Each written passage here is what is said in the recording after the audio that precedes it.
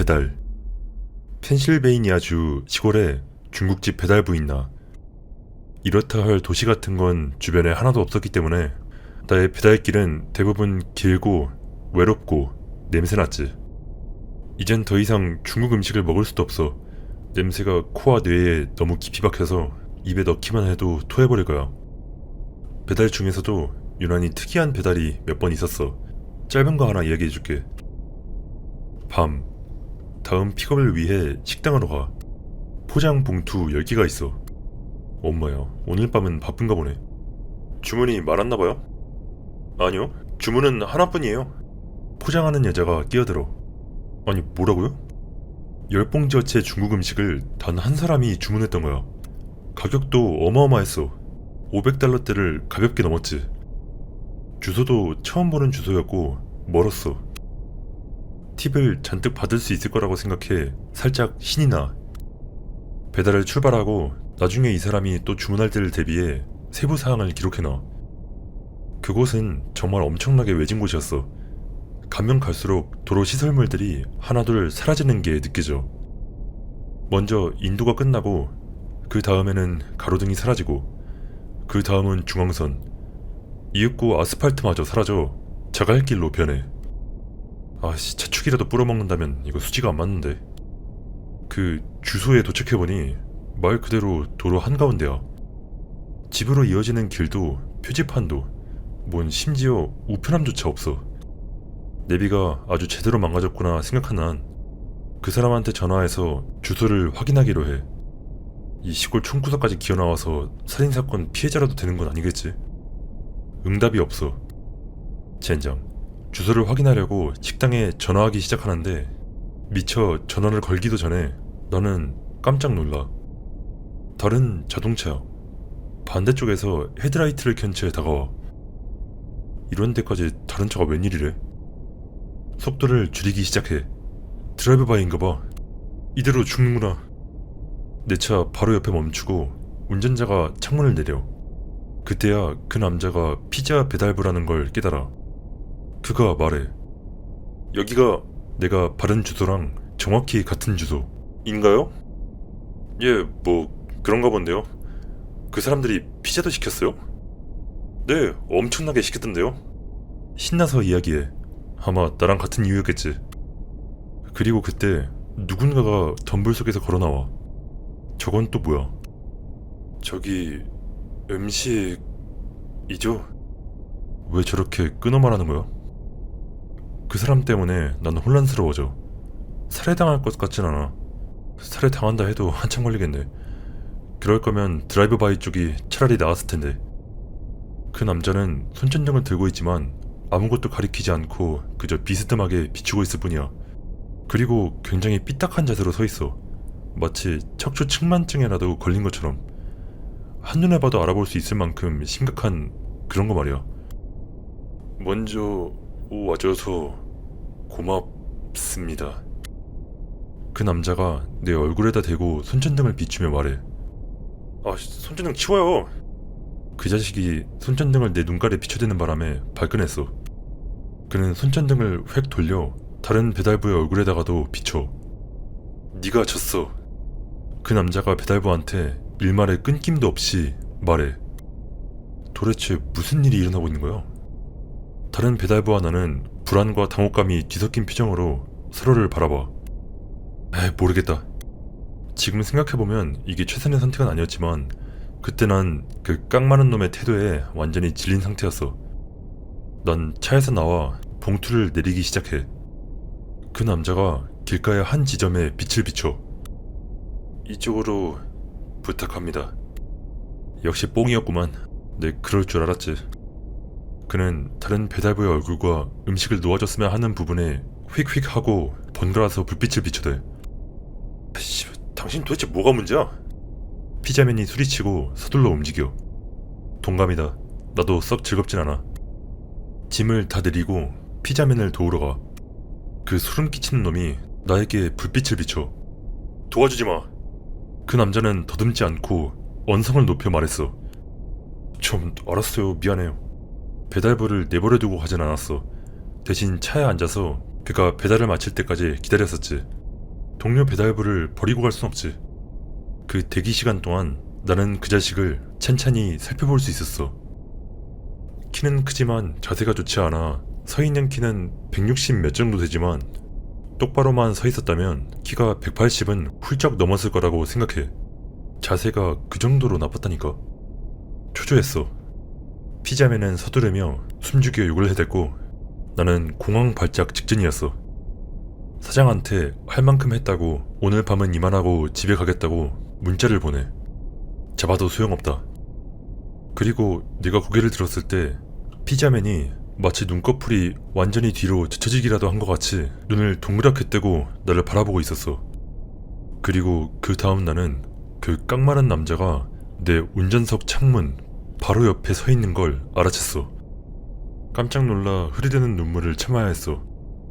난 그 남자가 움직이는 걸 알아차리지 못했었어. 소리도 못 들었고 보지도 못했고 아무것도 느끼지 못했어. 창문. 그가 날카로운 톤으로 말해.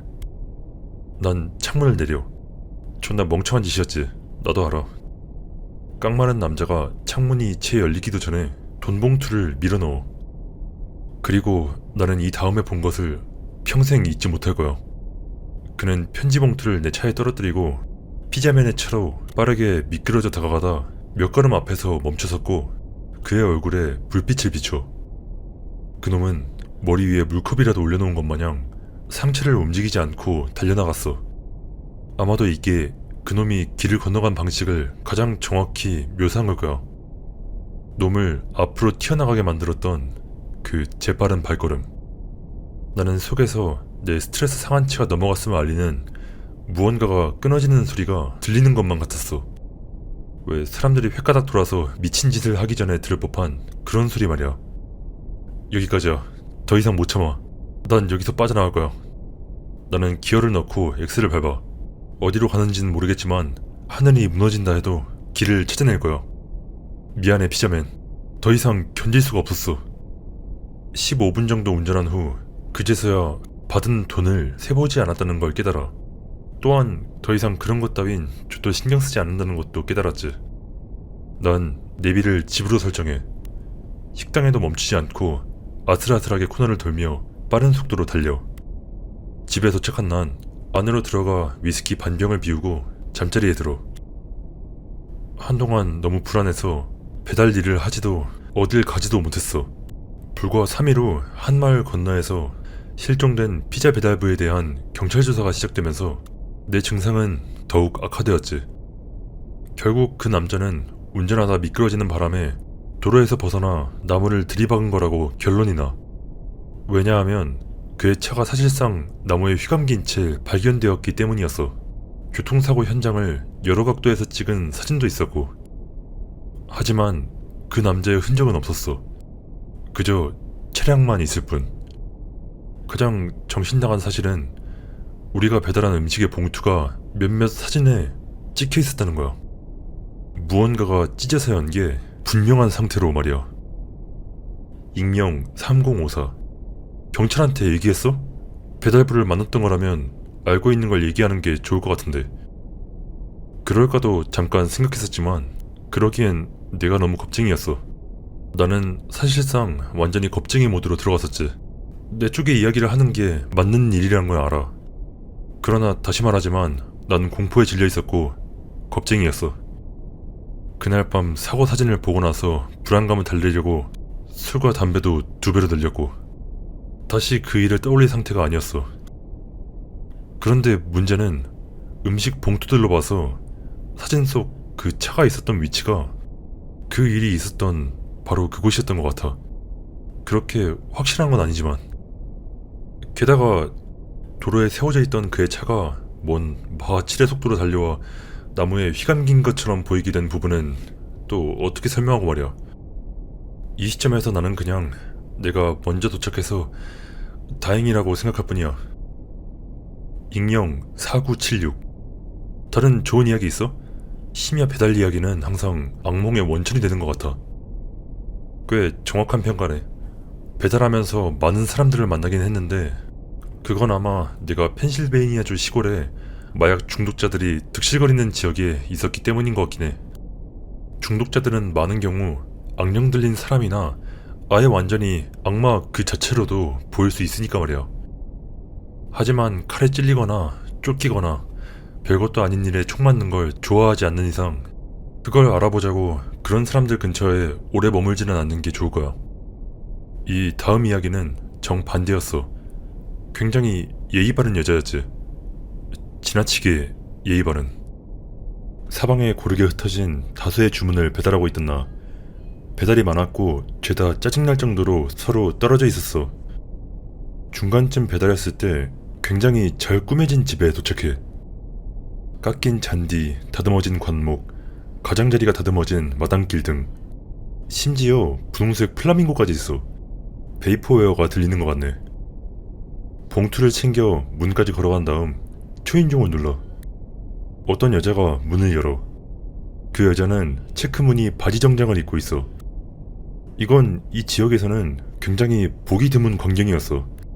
말 그대로 이런 집과 이런 사람은 이 지역엔 여기 말곤 없을 거야. 좋은 저녁이에요. 그 여자가 활기차게 말해.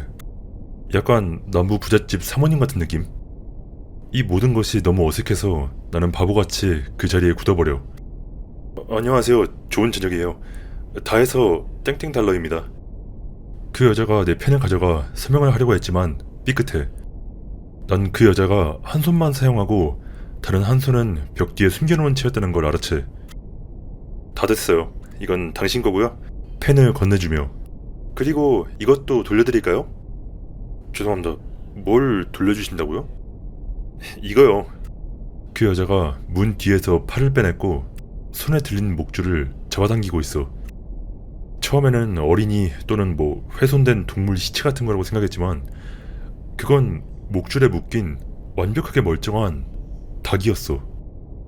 나는 그 여자가 더 자세히 설명할 시간을 주려고 잠시 기다렸지만 그 여자는 그러지 않았어.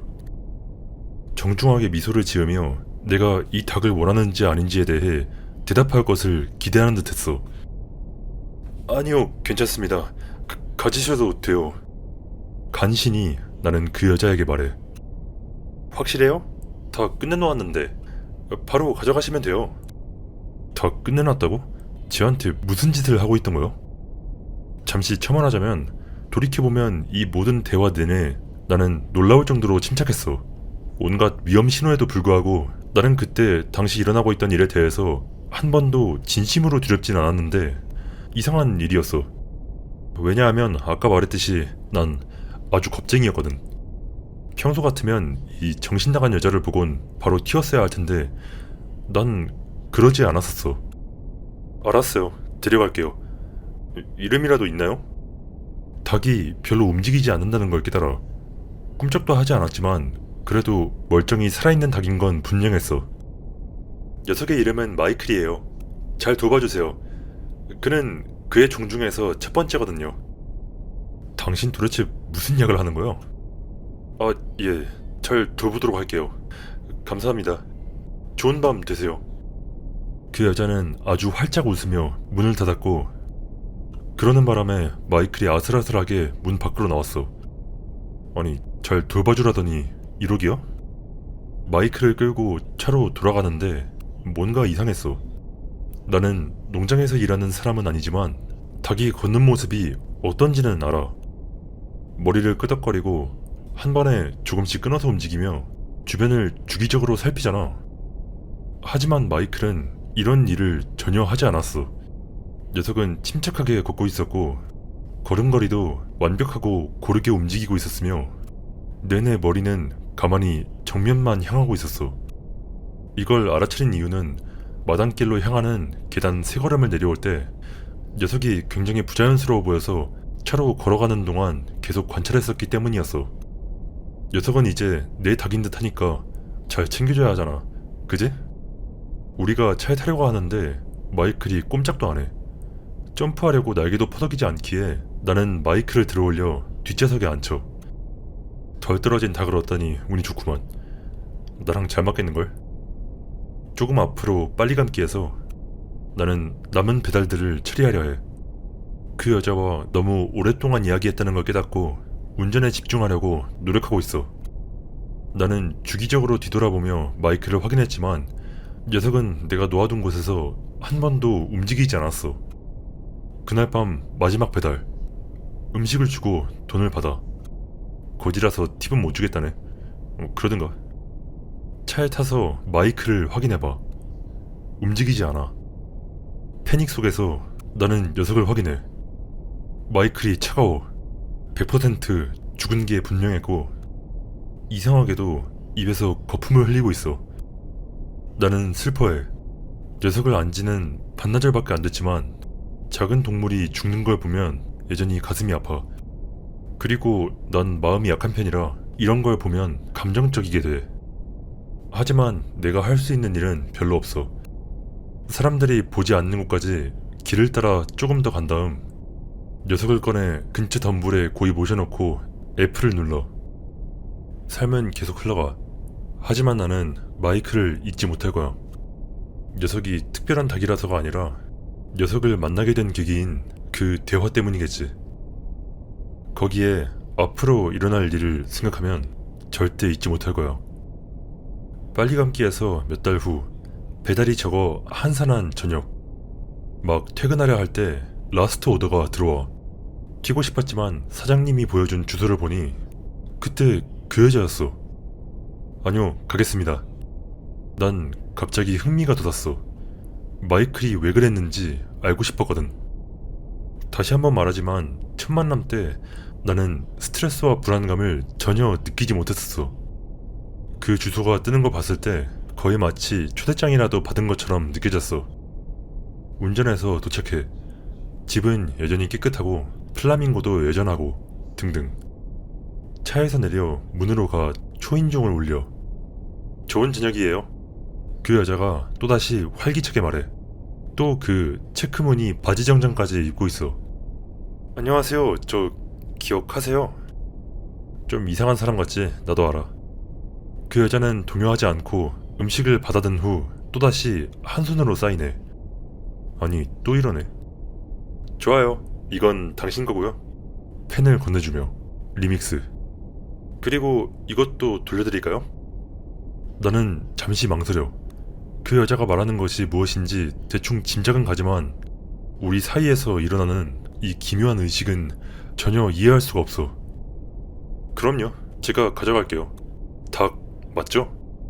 물론이죠. 지난번에 당신이 가져다 준 거잖아요. 그 여자가 활기차게 말해. 네? 주문서를 잠깐 훑어보니 이번에도 닭고기를 주문한 듯했어.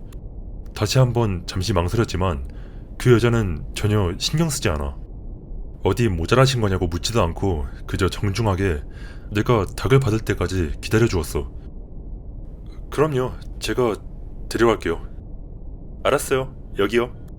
그 여자가 목줄을 잡아당겼고 아니나 다를까 그건 닭이었어. 감사합니다. 안녕히 계세요. 그 여자가 문을 닫아 또다시 문으로 거의 닭을 칠 뻔해. 이름은 묻지 않았어. 어차피 곧 죽을 거라고 예상했거든. 하지만 그 일은 일어나지 않았지. 그리고 나는 마이클에 대해서도 묻지 않았어. 정말 묻고 싶었는데도 말이야. 설명을 못하겠는데 그냥 단순히 물어보지 않았어. 운전하는 내내 제일 먼저 생각했던 게 마이클이었는데 더 이상 그냥 생각이 안 나더라고. 나는 차에 올라 완전한 침묵 속에 방금까지 있었던 일을 머릿속으로 처리해보려고 노력하는데 그런데 뭔가 잘못된 듯한 느낌이 들어. 마치 내 뇌가 당연한 최종 결론을 배제하려고 하는 것 같았어. 내가 도출해낸 결론을 믿으려고 노력할 때마다 머릿속이 흐릿해지고 혼란스러워져서 결국 원점으로 돌아가게 돼. 나는 차를 몰아 15m 정도 갔는데 그때 두 가지 일이 일어나. 첫째, 마침내 결론을 생각하는 게 가능해져. 머릿속에 안개가 끼지 않고도 그것에 대해서 생각할 수 있게 돼. 둘째, 아마도 내 인생에서 가장 심한 불안감에 휩싸였어. 공황 발작이 아니라 그저 두려움과 오한이 물밀듯이 들어왔어. 소름 끼치는 사진들을 훑어보다 특출나게 불쾌한 사진을 발견하고 오한을 느껴본 적 없어? 10초 동안 그걸 계속 경험한다고 상상해봐. 말할 것도 없이 나는 그 순간을 견디기 위해 브레이크를 밟았어. 사고 나서 죽지 않도록 말이야. 나는 잠시 조용히 앉아있다가 마이클 2.0을 내 차에서 내리게 하기로 결정했어. 더 이상 그 집과 관련된 일은 그 어떤 것도 하고 싶지 않았기 때문이었어. 길가에 세워두었더니 녀석은 완전히 꼼짝도 하지 않고 서있어. 미동도 하지 않는 그 모습을 보는 것만으로 고역이었어. 이 동물의 비정상적인 행동에 다시 소름이 돋았고 나는 서둘러 차로 달려가 녀석을 뒤로 한 채 떠나. 나는 뒤돌아보지 않았어. 사장한테 전화해서 집에 가. 어차피 마지막 배달이었기에 사장은 신경 쓰지 않아. 그 여자는 그 후 2번 더 주문했지만 내가 다시는 그곳에 가지 않겠다고 해서 다른 배달부가 대신 갔어. 그 배달부가 첫 번째로 그 집을 방문한 다음 거기서 겪었던 일에 대해서 물어봤더니 별일 없었다고 말했었어. 그러나 2번째 방문에 대해서는 영영 묻지 못했는데, 왜냐하면 2번째 방문이 있고 난 후 아프다면서 5일 연속 결근을 했고 이것 때문에 결국 해고당했기 때문이었어.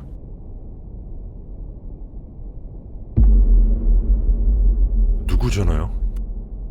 사냥용품점 계산원 있나? 매주 금요일 아마 40대 후반, 50대 초반 정도의 나이든 남자가 오곤 했어. 항상 계산대에서 나랑 수다를 떨었었어. 우리 할아버지 생각도 나고 해서 대화는 진심으로 즐거웠어. 그리고 손자 이야기를 하다가 알게 된 건데 그 사람은 실제로 비디오 게임도 즐긴다고 해. 어느 날 근무가 끝난 후 나는 가게 밖 벤치에 앉아 담배를 피우고 있었는데 그 사람이 내 쪽으로 다가와 내 옆에 앉아. 우린 사는 얘기 같은 걸 하며 수다를 떨기 시작해. 이 사람과 계속 연락하고 싶었던 난 전화번호를 교환해. 그리고 우린 몇 주마다 한 번씩 어울리기 시작해. 그냥 맥주 몇 캔씩 마시며 그가 들려주는 사냥 이야기 같은 걸 듣곤 했어. 뭐 이러쿵저러쿵 좀 앞으로 건너뛰어서 한밤중에 잠에서 깨. 그한테서 부재중 전화가 16건이 와있고 지금도 전화가 걸려오고 있어. 한 새벽 3시쯤이었지만 아무튼 난 전화를 받아. 신음소리, 가래 끓는 소리, 그리고 어떻게 설명해야 할지 모르겠는데 마치 휘파람을 불 줄 모르는 사람이 휘파람을 불려고 하는 것 같은 소리가 전화 너머에서 들려와. 난 그냥 그가 제대로 술에 취한 거라고 추측해. 전화를 끊으려는 그 순간 수화기 너머로 전혀 그의 것이 아닌 목소리가 내 이름을 불러. 나는 가슴이 내려앉고 그 자리에 얼어붙어. 그것은 내 이름을 계속 반복하더니 마치 하이에나의 웃음소리 같은 소리로 깨게 돼. 전화는 끊었지만 다시 잠에 들 수가 없었어. 금요일이라 다행이었지. 그 다음 출근한 날 그 사람은 오지 않았어. 그 다음 날에도 그 사람은 오지 않았어. 솔직히 그 사람이 좀 걱정이 되기 시작해. 셋째 날 마침내 그가 들어와. 그는 반응이 늦고 무기력했어. 내가 그를 마지막으로 직접 본 이후로 잠을 제대로 자지 못한 게 분명했어. 안녕 꼬마야. 그는 한 번도 그런 식으로 날 부른 적이 없었어. 그 즉시 그에게 무슨 일이라도 있는지 물어봐. 그는 조용히 고개를 끄덕여. 나는 내 근무 시간이 끝난 후에 다시 이야기하자고 말해. 퇴근 후 나는 가게 앞 벤치에 앉아있는 그의 옆으로 가. 그에게 그때 걸었던 전화는 뭐였는지 물어. 무슨 전화? 지금 농담하는 거냐고 물어봐. 하지만 그는 그저 나를 걱정하는 듯한 표정을 지어 보일 뿐이야. 뭐 아무튼 간에 나는 왜 그렇게 안색이 좋지 않은지 물어봐. 그는 자신이 숲에서 길을 잃었고 그동안 휴대전화와 사냥 장비 대부분을 잃어버렸다고 설명해. 그는 잠시 멈추더니 매우 진지한 표정으로 나를 바라봐. 넌 오늘 무슨 요일이지? 그에게 날짜를 말해줘. 그 사람은 그저 웃음을 터뜨리더니 고개를 돌려. 내가 사냥을 나갔던 건 어젯밤이었어. 그 숲에 있었던 건 단지 하루뿐이었다고. 놀리는 거지 지금? 아닌데요? 나는 장난치는 게 아니라고 맹세하며 뭔가 잘못된 것 같으니 의사를 만나보라고 말해. 그는 한숨을 쉬더니 내 말에 동의한 후 떠나. 끝. 그 사람은 아직 잘 지내고 있어. 아주 잘 지내고 있지, 사실은. 하지만 사냥과 하이킹을 완전히 그만두어가지고 내 직장에서는 자주 볼 수가 없네. 나중에 전화해서 들렸던 그 다른 목소리에 대해 이야기해봤지만 그게 뭐였을지 전혀 알지 못한다고 말하더라.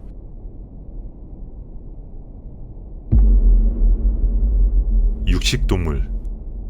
내가 멍청한 16살이었을 때 시골에 사는 할머니 할아버지를 주기적으로 방문했었어. 숲속으로 야간 산책도 떠나고 어느 날 밤 사촌을 데리고 나가. 달이 정말 밝아. 좀 더 무섭게 하려고 집에 손전등을 두고 가.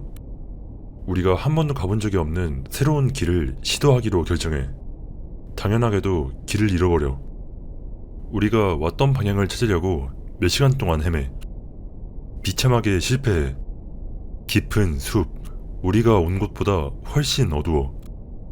근처에서 뭔가 죽은 것 같은 냄새가 나. 냄새는 우리가 향하고 있는 방향에서 나는데 우리는 그쪽이 대략적인 우리 마을 방향이라고 확신하고 있었기 때문에 계속 전진하기로 해. 오래되고 버려진 게 분명한 집이 있는 풀이 무성한 작은 들판이 나타나. 그런 버려진 집은 이 지역에선 꽤 흔한 거였어. 잠시 멈춰 핸드폰 신호를 잡아 지도를 확인해보려고 시도해. 신호가 잡히지 않아. 배터리 아끼는 건 포기하고 휴대폰 손전등을 켜. 유선 전화라도 있기를 기대하며 오두막으로 가. 어차피 끊겨있을 게 뻔했지만 우린 절박했어. 죽은 동물의 냄새는 분명하게 집 쪽에서 풍겨와. 집에서 무언가 물기 섞인 소리가 희미하게 들려오고 있어. 숲이 이렇게 완벽하게 조용하지 않았더라면 절대 듣지 못할 그런 소리였어. 문 앞에서 멈춰서서 사촌에게 떠나는 게 좋지 않겠냐고 속삭여. 아넌 겁쟁이처럼 굴지마. 모르겠다. 들어간다. 첫 번째 방은 완전히 박살나 있어. 누군가 귀중품을 찾으려고 수색했던 게 분명해. 냄새가 참을 수 없을 정도였기에 가능한 한 빨리 방을 돌아봐. 물론 전화는 없었어. 다른 방으로 가. 사촌은 내 바로 뒤에 있어. 나는 구닥다리 휴대폰 손전등을 방 안으로 비췄고 그때 우리는 우리가 보고 있는 게 무엇인지 알아보기까지 최소 몇 초는 걸렸을 거야. 바닥에 심하게 부패한 사체가 있는데 정확히 무슨 동물인진 알 수가 없었고 사슴 3마리가 그 옆에 서 있어. 놈들이 동시에 머리를 들어올려. 놈들의 입은 갈색에 썩어가는 피로 뒤덮여 있고 한 놈의 입에는 살점 같은 게 매달려 있어. 그중 하나가 우리 쪽으로 돌더니 뒷다리로 똑바로 일어서. 본능이 발동했고 나는 사촌을 따라 오두막 바깥으로 내달려. 뒤를 돌아봐. 사슴 1마리가 서 있어. 2발로 현관에 서 있고 입에는 여전히 그 불쌍한 동물의 살점이 매달려 있어. 나는 바지에 살짝 지리며 울음을 터뜨려. 우린 쓰러진 나무에 걸려 넘어지고 덤불에 얼굴을 맞으면서 아무런 방향으로나 마구 달려나가. 사촌이 거대한 거미줄에 얼굴을 쳐박아. 사촌은 거미를 무서워했어.